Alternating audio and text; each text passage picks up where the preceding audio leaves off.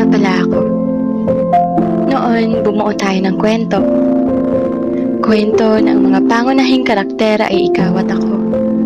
Nakapalood dito kung gaano tayo kasaya. Kung gaano natin kamahal ang isa't isa. Kung paano natin kinaya ang mga hamon ng buhay. Bawat pagsubok, hinarap natin ng magkahawak kamay. Tumatak sa isipan ko na ikaw na talaga. Yung taong makakasama ko hanggang sa aking huling hininga. Di ko minsan nakitang mawawala ka sa buhay ko. Di ko kailanman inisip na masisira ang kwento ng ating binuo. Kasi isa lang naman talaga ang gusto kong mangyari. Gusto ko na ikaw lang, tayo lang, na tayo lang hanggang sa huli. Pero di ko alam kung paano, kailan o saan.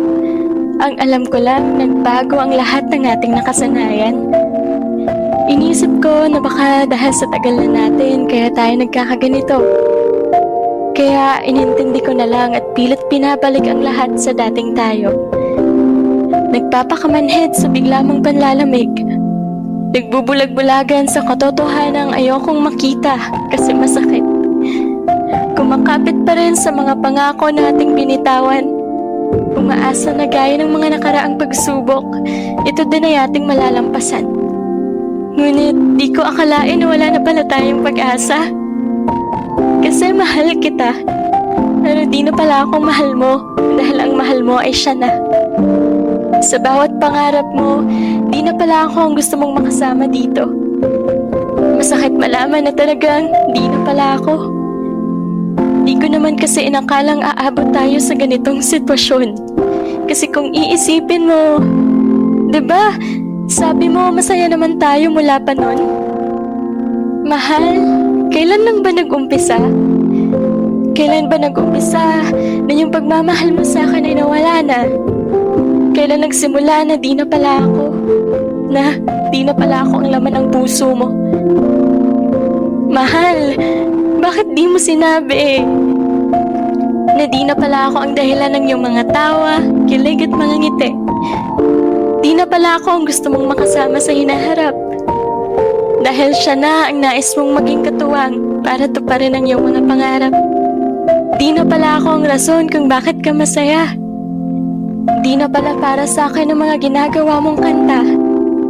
Di na pala talaga ako ang you sa bawat pagsambit mo ng I love you. Mahal, wala na ba talaga akong puwang dyan sa puso mo? Di na ba talaga ako? Kasi kung may tawad pa, baka naman pwede pa, diba? Pero kung wala na talaga, wala na akong magagawa. Kung siya naman na ang nakakapagpasaya sa'yo, sino ba naman ako para hadlangan ang kaligayahan mo? Kaligayahan mo lang naman ang tanging nais ko. Kaya hahayaan kitang maging masaya kahit hindi na ako ang kapiling mo. Gustuhin ko man na maging makasarili at ipaglaban ka pa. Pero alam kong sa akin, di ka magiging tunay na masaya. Kaya sana ingatan ka niya. Tatandaan mo lang na totoong minahal kita. At hanggang ngayon, mahal pa rin kita, pero huwag ka mag-alala. Dahil bibitaw na ako. Siya na ang hahawak sa mga kamay mo.